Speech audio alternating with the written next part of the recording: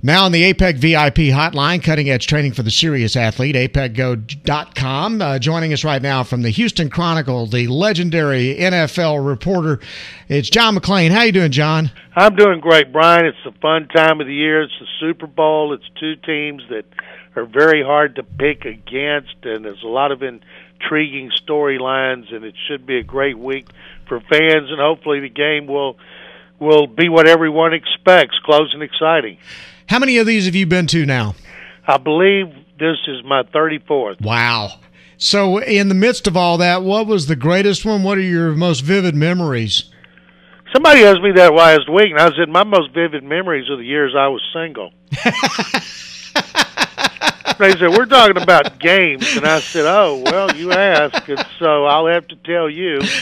It's amazing to me, Bryan, the way it's changed through the years. Remember when they were blowouts, that the coach who prepared the best during the 2-week period usually blew out the other team. Yes. Everybody complained that the games were not close and exciting. And then, oh, my goodness, I'm going back 20 years, and all of a sudden they started to come down to a field goal, and it's so much better. And I go some of my most memorable, I'll think about with Joe Montana. It went down the field and threw the winning touchdown pass to John Taylor and beat Cincinnati. I think about Scott Norwood missing that heartbreaking field goal for Buffalo, lost to the Giants. Phil Simms' incredible performance. I think he threw like 2 incompletions. Yes. The Redskins being heavily favored over the Raiders, Marcus Allen running roughshod through them, the Rams being 14-point favorites over the Patriots, and a second-year quarterback nobody paid any attention to named Brady, and they won by 3. All 3 Patriot Super Bowl victories were by 3 points. And so there have been a lot of great performances by quarterbacks, running backs, but the fact that they're closer, that makes them better. And this one we've got coming up Sundays, if I were to ask you, if you're doing matchups and you come to coaches, who do you pick and why? Wow, and I pick Jim Harbaugh by a smidge, just because I think he's just a little nuts. That's about it. Well, he is a little nuts, and he's done an incredible job. 2 years, 2 championship games, and a Super Bowl the second year. It's hard to pick against that, but his brother's great. Been in the playoffs all 5 years. I'm thinking Jim, because Jim got to the Super Bowl quicker. Yeah. I was going to, and I broke this down with somebody else, and I'll ask you, if you had to take a choice between Kaepernick and Flacco, who would you take? Well, I would take Kaepernick because he's younger. He's still got most of his career in front of him. Flacco there were times this year, especially when they lost 43-13 in Houston, when everybody wanted him to be gone. Nobody wanted to re-sign him. Everybody said, you got to get another quarterback. And then that change where they made, and they fired their offensive coordinator, Cam Cameron. They elevated Jim Caldwell to call plays, and he never called plays in the NFL. I thought was crazy, and would backfire. They lost their first game, and I said, yep, I was right. And then they turned it around. And that's another thing about the Harbaughs. Obviously, both are not afraid to make controversial decisions if they believe they're right, and they did, and they stuck with them. They had to have second-guessed themselves. Kaepernick struggled at times, and Jim probably thinking, what in the world have I done? And on the other hand, that first game with Caldwell calling plays, I would think John would have thought, man, I wish I had Cam back. But that's another reason this game is so intriguing, is the decisions that they've made. They don't care what people say about them or think about them. As long as they have the support of their owners, they're cool with it. I think that's a great way to operate. Jim was he turned around the University of San Diego, he turned around Stanford, he turned around the 49ers. John was a special teams coach at Philly. I remember when he got hired, I'm thinking, why in the world would Baltimore hire a special teams coach? My goodness, what a mistake they've made on that. And I think one of them is because when you sit and listen to them talk, they impress the heck out of you. I remember when Andrew Luck committed to them after his junior year in high school in Houston. And I asked his father, Oliver, why in the world is he going to Stanford other than get a good education? He said, because Jim Harbaugh has come in here and talked to him and me as well, and he has convinced us they're going to turn this thing around. They're going to turn this thing around immediately, and they're going to continue to win. And he was just so impressive. And another thing they liked, and I never thought about, he said he got this from Bill Walsh, that he watched Andrew play basketball. He said, I never recruit a quarterback that you don't watch him play basketball, so you can see his feet. Wow. And he did that, and everything he said came true. And so when he comes in there, the 49ers, he starts telling them the same thing. And then they believe it because he's so impressive, because they see the results. He backs up. Both of them do it. They back up what they say they're going to do. Amazing stuff. Now, you also have another rather large chore this week while you're covering the Super Bowl, and that's going to be voting for the Hall of Fame class again, right? Oh, yeah, we'll do that. We've been working on it for about a year and taking the original list, cutting it down, cutting that one down to our 17 finalists, including the 2 senior nominees. I'm on that committee, too, and I believe, Bryan, this is going to be the toughest we've ever had, and some really, really, really great players are going to get left out, not because we don't think they deserve to be in. We just think there's some others who deserve it a little more. Describe that process for me, Johnny. Y'all going to do that on Saturday or Friday? No, it's Saturday. The Okay. way it works is there's 48 of us on the committee. Major League Baseball, I believe, has 500 and something, and they all vote anonymously. We talk, we email, we argue all year, we cajole, we convince. We do everything we can to push our guys. I'm promoting Curly Cup, Oilers nose tackle during the Love You Blue era, and he's a senior nominee, and I feel confident because he was the first 3-4 nose tackle and with Kansas City before he came to Houston in '75, that Curly has got a chance because the 3-4 defense is so prominent. So, we've done all this to prepare while we're here. I was talking to guys about it last night. But when we actually get in the room at 7:30 on Saturday morning, we will be in there, let's see,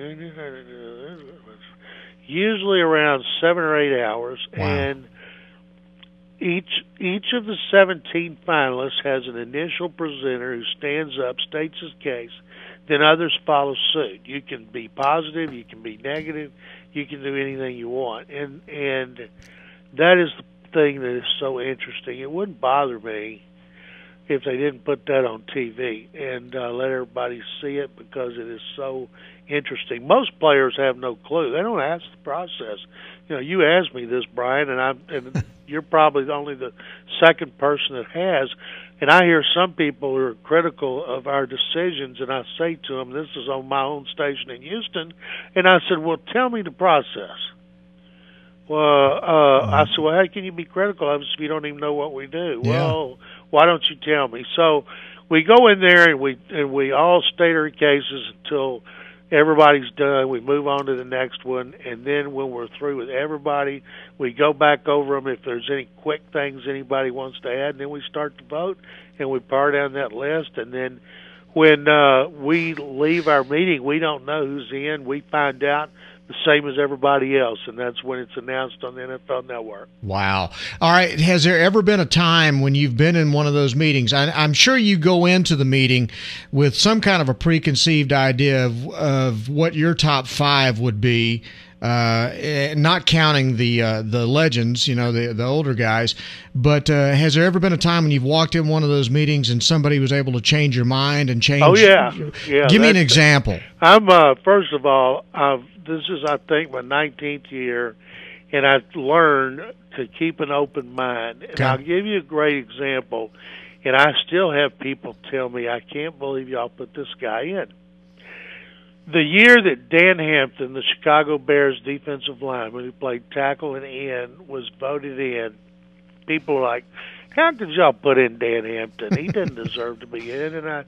And one of the things, Don Pearson, who's from the Chicago Tribune, he represented the Bears, And Hampton had been a finalist before, and Don had gone out and got statistics to back up what Hampton meant to the Bears. For instance, he gave us the stats on their record and their average given up against the run, the pass, and defense when he was in and when he was out. And there was a huge discrepancy on every one of those stats. And so if Dan Hampton had been out more, the Bears wouldn't have won anywhere near what they did. And he had a couple of players, primarily Mike Singletary, who broke it down exactly why Hampton was so valuable. What he did against the run, what he did against the pass, how he freed up other players, Richard Dent to make sacks, Mike Singletary to make tackles, things he did to sacrifice himself for them by tying up two blockers, and then when he left the game, they had nobody who could come close to that, or when he was hurt.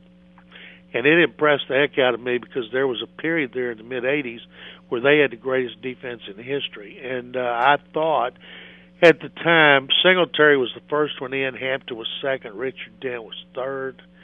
And for the greatest defense in history, you could have had more. Because there's more from the Steelers, the Packers, but anyway, that was one that I remember that created the most controversy. Who do you think right now, gut feeling, who do you think gets in of the current class? This new first-time eligible group in which Ravens offensive tackle Jonathan Ogden, Buccaneers defensive tackle Warren Sapp, Giants defensive end Michael Strahan, and Cowboys guard Larry Allen. That, to me, is so difficult because, to me, I think to everybody, they're all Hall of Famers. But the problem is there's only room after those four for one more. And it's tough. I thought Bill Parcells should go in, and the reason is, I've covered every Parcells Super Bowl. When you mention Bill Parcells, I tell people, what do you think? When his name flashes, what do you think? You think winning. Mm-hmm. You think he turned around so many programs. He went to 3 Super Bowls. He won 2. The turnaround jobs he did were fantastic. And when he left, his teams fell apart because the guy who backed him up could not maintain the discipline, the winning attitude that he had instilled in his players. And we passed him up before, and I would vote for those 4 and him. But then you got, to me, it's a crime that we don't have Chris Carter in there, who's one of the greatest receivers ever. But you have him, Tim Brown, and Andre Reed. Wow. So and that's just for the receivers, and those receivers seem to cancel each other out. You got Jerome Bettis, over 13,000 yards rushing. You got Will Shields, a guard, went to 13 Pro Bowls. And that's just the tip of the iceberg. I think the greatest owner in history was Eddie DeBartolo Jr.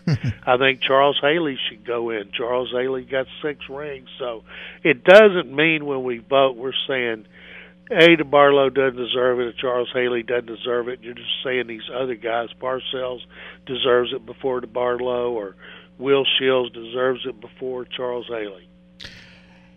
Did Tim Brown hurt himself with all of his talk about Callahan sabotaging the Super Bowl? I'll tell you a good example of that. Our bylaws say that what they do off the field means nothing. The bylaws say we don't legislate morals. The bylaws don't say this, but what they mean is a player could sniff the white lines, and it doesn't matter as long as what he does between the white lines. And if O.J. Simpson came up, we'd have to vote him in, even though I think he killed 2 people. But thank God he's already in, and we don't have that decision. The night before Dan Hampton got voted in, he got arrested by a cop, and the cop's recorder on his car recorded this, and it got out all over the country with Hampton begging him, "Don't do this. I'm up for the Hall of Fame. There's no way I'm going to get in." Well, that had nothing to do with nothing. So I think Tim Brown made himself look like an idiot, but I don't think it's going to have anything to do with the vote. I think the vote is going to continue to cancel out those wide receivers. We got Marvin Harrison coming up soon. Those guys keep getting bigger and bigger numbers, and people probably right now, you probably have your three in order on those receivers, and most people have Andre Reed last. And I think Andre Reed played on 4 Super Bowl teams, and he was as instrumental as Thurman Thomas, Jim Kelly, and Marv Levy in their end. And one thing I've always liked about Reed, his weather he played in most of his career was so much tougher than Chris Carter. After he left Philly, he went and played indoors. Tim Brown played in the Bay Area, and that's something I want to know. In fact, I've got a guy that's looked up bad weather.